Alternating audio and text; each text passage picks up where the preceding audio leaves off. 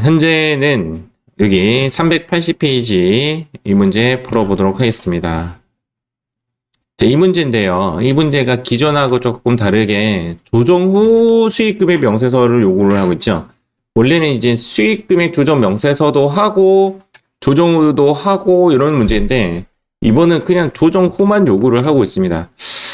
근데 제 생각인데요. 얘를 만약에 문제에서 수익금액 조정 명세서도 작성하고 조정 후도 하여라 라고 한다면 문제가 그렇게 어렵진 않아요. 이게 이것만 덤비려고 하니까 어려워지는 겁니다. 그래서 사실은 여기 있는 이제 수익금액 조정 명세서를 먼저 작성하고 넘어가는 방법도 하나의 방법이에요. 하나의 방법이에요. 그렇게 하는 방법은 이제 일단 얘네들이 손익계산서에 반영된 것이 조정 전이잖아요. 그래서 원래는 여기에 있는 20억에서 이 아래에 있는 이 5천만 원 이 부분을 엎어서 해야 조정 후가 되는 거거든요. 그래서 제가 이거 한번 보여드리면 조정 후 수익금의 명세서 여기에 지금 보이는 얘는 여기에 들어오는데 여기에 있는 20억이 들어오는 것이 아니라 20억에서 5천만 원이 플러스 돼서 들어와야 돼요. 이게 어려운 거예요, 이게. 근데 이게 무슨 이야기냐면 작업 진행률에 의해서 세무조정상이 발생한 거죠. 그래서 제가 의도적으로 수익금의 조정 명세서부터 작성 한번 해보겠습니다. 여기에 1F4 하시고 제품 매출 잡아주고 자, 두 번째 여기 1F4하고 공사 수익금 잡은 상태에서 여기에 어떤 식으로 세무조정을 해서 5천만 원의 입금 산입이 발생되었다라는 말은 여기에 5천만 원이 발생했다라는 이런 뜻이에요. 그래서 우리가 지금 필요한 데이터는 얘가 아니라 얘죠. 여기서 이제 저장한 상태에서 얘를 불러오게 하겠습니다. 그러면 이렇게 보다시피 여기에 있는 데이터 숫자가 여기에 이렇게 들어오는 것이 보입니다. 즉 여기에 5천만 원을 얹는 것이 제가 봤을 때는 틀릴 가능성이 높은 문제예요. 실제 시험 칠 때 이렇게 해도 됩니다. 해도 상관없습니다. 상관없는데 저는 상관이 있을 것 같아요 하시는 분은 상단에 보시면 전체 삭제라고 있잖아요. 싹 지워버리면 됩니다. 이렇게. 그렇죠? 지워버리면 증거 인멸이 되겠죠. 적어도 상관없고요. 제가 봤을 때는. 그 다음 이제 순서대로 한번 진행 한번 해보겠습니다. 자, 이렇게 했을 때 이렇게 넣으면 이 페이지는 끝이 나죠. 영세율 대상이 없다라는 말이 어떤 뜻이냐면 여기서 수출에 넣는 숫자가 없다라는 뜻입니다. 이 페이지에서는 기준 경비율 번호와 여기에 숫자 넣는 문제만 나온다고 했죠. 여기는 끝. 여기는 끝. 하단에 있는 4640이 여기에 이제 나와야 되죠. 맞죠? 그래서 여기 안 불러지네.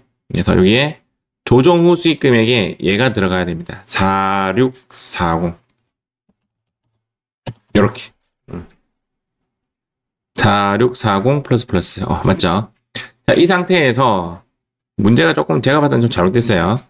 과세 부분에는 이 숫자가 들어가야 되고요. 그 다음 면세 부분에는 이 숫자가 들어가야 됩니다. 그래서 이 숫자와 이 숫자의 차이가 지금 이렇게 1천만 원이 나 있는 거 보니 양수 플러스 1천만 원만큼의 조정이 필요한 데이터이죠. 이제 문제 한번 보도록 하겠습니다. 자, 공사 수익 금액이 봤을 때 공사 수익 금액이 20억이죠. 그런데 우리가 알고 있기로 제가 이쪽 화면을 보라고 했죠. 위에는 조정 전이고 얘가 조정 후니까 공사 수익 금액의 금액이 20억이 아니라 20억 5천이죠. 그러면 부가세에 있다 없다? 없어. 그러면 더해야 돼, 빼야 돼요? 빼야 돼. 오케이. 작업 진행률의 차이에 의한 여기 5천만 원은 빼도록 하겠습니다. 격차가 다시 더 벌어졌어요. 6천만 원. 자, 두 번째 제품 매출 보도록 하겠습니다. 자, 제품 매출은 26억이고 여기는 지금 부가세가 1000이 많죠? 부가세가 있다라는 뜻이죠. 맞죠? 부가세가 1000이 많은 이 부가세는 선수금이래요. 선수금은 부가세법에서는 과세표준에 넣은 거고 법인세에서는 매출이 아니니까 넣지 않은 겁니다. 부가세에 있으므로 플러스다 마이너스다? 플러스가 되겠죠. 그래서 지금 거래 시기 차이 때문인데 플러스면 여기 마이너스면 여기라고 했어요. 여기에 1000만원 플러스 씌웁니다. 아직도 빨간색이 사라지지 않은 거 보니 또 있네요. 자, 기계장치 매각이 있네요. 부가세에 있고 법인세에 없고죠. 부가세에 있기 때문에 보는 플러스 5천이 되겠죠. 그래서 고정자산 매각액에 여기에 5천만원 이렇게 적으면 빨간색이 이렇게 딱 사라집니다. 이게 정답입니다.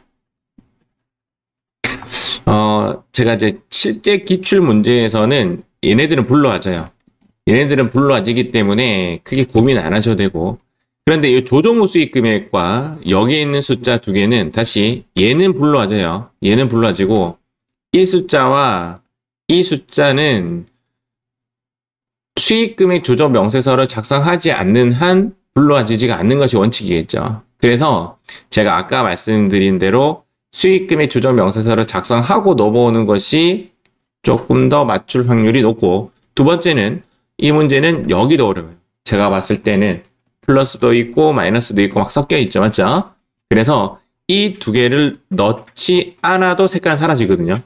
이렇게 생겼지만 이렇게도 사라지잖아요. 그래서 내가 오인해서 빨간색이 사라졌다고 그냥 이렇게 하고 끝낼 가능성도 있다라는 거지. 그래서 이 문제는 어려운 문제로 제가 그래서 분류를 했습니다.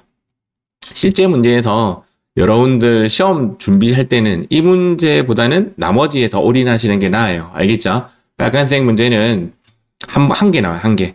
5문제 중에서 한 문제 나오는데 틀릴 수 있다라고 생각하고 문제를 푸시는 것이 좋습니다. 마무리하도록 하겠습니다. 자, 업종별 수익 금액에서 우리가 여기서 시험에 나오는 부분은 단순 경비별 번호와 수출 대상 번호입니다. 요거 간단하게 넣는 방법은 제가 영상을 잘 찍어 놨으니까 그거 참고해서 연습해 보시면 되겠습니다.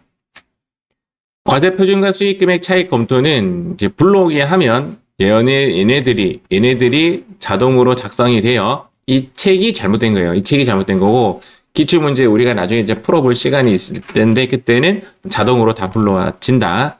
아래에 있는 빨간색이 사라지면 모두 다 정답이 되는 것이다 라고 보시면 되겠습니다. 그때 제가 데이터 에러 뜨는 거 말씀드렸죠. 이 부분이 특히 에러 떠요. 이 부분. 이거는 프로그램 에러인데 이것 때문에 우리가 시험에서 뭐 이렇게 이거 뭐 이의 제기를 하고 하기 어려워요. 그래서 이 부분 꼭 확인해 봐라 라는 겁니다. 기준 경비율 번호가 중복이 되면 하나로 합쳐준다. 세무 조정 내용이 부가세 신고서에 반영되어 있다라고 하는 말은 법인세도 했고 부가세도 한 거예요. 그래서 얘는 조정 내용이 없습니다. 그러나 반영되어 있지 않다라고 한다면 부가세에 없는 것이 되므로 마이너스로 숫자를 산입해 주어야 합니다. 결론, 부가세에 있으면 플러스, 부가세에 없으면 마이너스입니다. 얘는 외울 필요 없이 여기 나와 있죠. 부가세에 있으면 플러스, 부가세에 없으면 마이너스로 입력을 하시면 됩니다. 둘 다 있으면 부가세에도 있고 법인세에도 있다라고 한다면 아무것도 작성 안 해도 됩니다.